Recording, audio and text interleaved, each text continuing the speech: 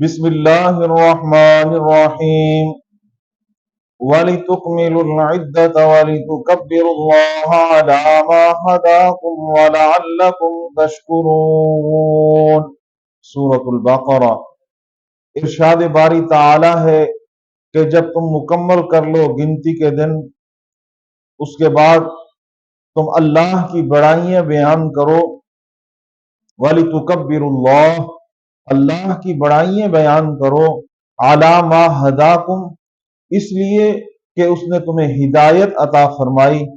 اور اس کے بعد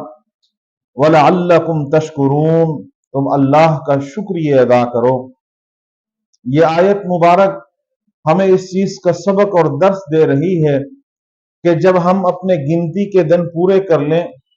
الحمدللہ رمضان المبارک مکمل ہوا، آج عید الفطر کا پہلا دن ہے، تو ہمیں اس عید کے اوپر اللہ کا شکریہ ادا کرنا چاہیے، اس رب تعالیٰ کی حمد و ثنا کرنی چاہیے، اس رب تعالیٰ کا ہمیں ہر حال میں شکر ادا کرنا چاہیے کہ اس نے ہمیں رمضان المبارک کی برکتیں، رحمتوں والی ساعتیں، گھڑیاں نصیب فرمائی ہیں۔ اس اللہ کا ہم پر کرم اور احسان ہے کہ اس نے ہمیں رمضان المبارک جیسا مہینہ عطا فرمایا جو انعامات سے مالا مال مہینہ ہے، جو برکتوں اور رحمتوں سے مالا مال مہینہ ہے۔ اسی کے اندر اللہ تبارک و تعالیٰ نے ایک رات ایسی بنائی جو 1000 مہینوں سے افضل والی رات ہے،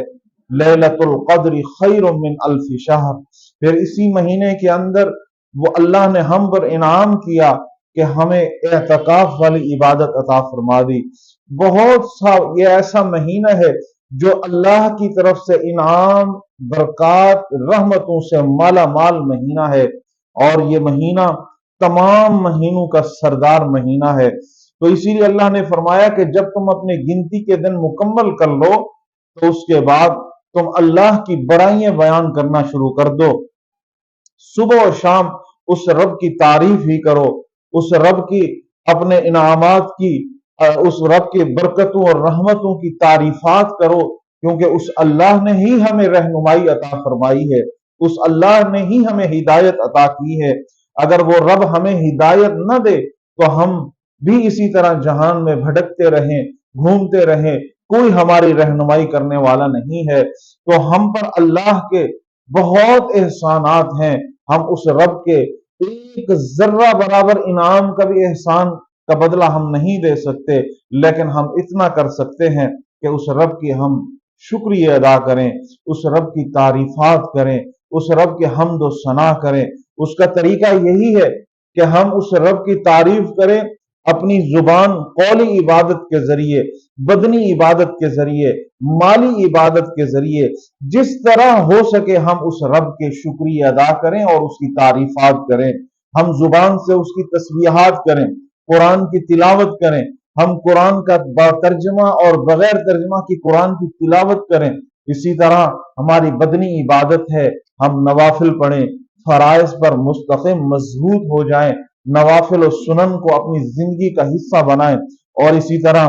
مالی عبادت ہے، اللہ تبارک و تعالیٰ کے دیے ہوئے مال سے ہم صدقات کریں، خیرات کریں، فطرانہ ہمارے ذمے ہے، ہم اس کو ادا کریں۔ تو یہ اللہ کا شکریہ ہم بالکل نہیں ادا کر سکتے، لیکن جو اللہ نے ہمیں حکم دیا ہے ہم ضرور اس پر عمل کرتے ہوئے اس رب کا شکریہ کرتے رہیں، کہ ہمارے شکریہ ادا کرنے سے ہمیں خود فائدہ ہوگا۔ ہم جب اللہ کی تعریفات کریں گے، اس کے ہم پر اتنے احسانات ہیں، ہم اس رب کے احسانات کا، اس کی تعریف، حمد و ثنا، تسبیحات، صدقات، خیرات کر کے ہم اس رب کی جب ہم تعریف کریں گے، اس کے شکریہ ادا کریں گے، تو اس سے بھی ہمیں ہی فائدہ ہوگا۔ تو اسی لیے اللہ نے فرمایا وَلِتُكْمِلُوا الْعِدَّةَ، جب گنتی کے دن تم پورے کر لو پھر اپنے رب کی بڑائیاں بیان کرنا شروع کر دو، اس کی تعریفات بیان کرنا شروع کر دو کہ رب تیرا احسان ہے، اے رب تعالیٰ تیرا کرم ہے کہ ہمیں رمضان المبارک کی برکتیں والے،